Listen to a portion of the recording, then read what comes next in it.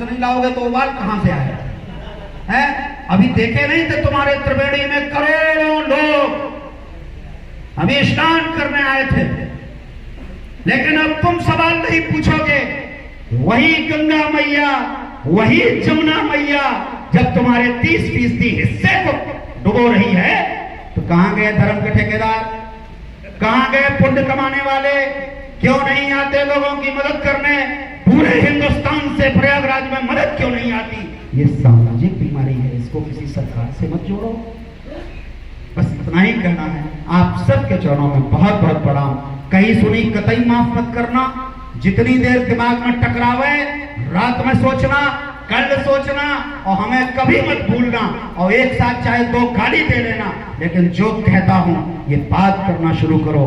दूसरे दलों से बाद में बात करो, दल चलाते हुए राष्ट्रीय अध्यक्षों से पहले बात करो, राष्ट्रीय महासचिवों से भी बात करो।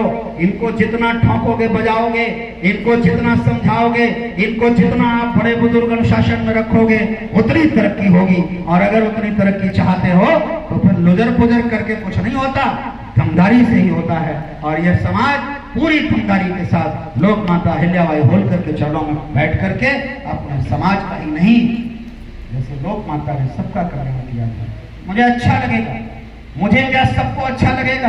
जिस दिन यह होलकर सेना किसी भी समाज की पीड़ित बेटी के लिए चौराहे पे संघर्ष करेगी और पुकार दे देगी, तो समझ लेना कि तुम लोग माता अहिल्याबाई होलकर के सच्चे वंशज हो और तुम्हारी होलकर सेना शानदार है। हम तो सिर्फ इतना वचन देते हैं कि मेरी आत्मा, मेरी वाणी, मेरी शक्ति और मेरा सब कुछ, कम से कम हम 4-5 भाइयों की तो गारंटी ले रहे, चाहे अंशुमन हो, चाहे बहन रश्मि हो, चाहे राजकुमार भैया हो, चाहे राकेश भैया हो, चाहे मऊ हो। अब बताओ हिंदुस्तान का कौन सा कोना प्रदेश का बच गया है भाई? सब तो हो गया है। तो सबका आशीर्वाद आपको मिलेगा जब जब आप शानदार उद्देश्य लेकर के जाएंगे समाज में, आप सराहे जाएंगे। आप भूल में मत करिए। राजनीति का भी एकमात्र सूत्र हम अपने पिताजी का बता जरूर देंगे, मानेंगे।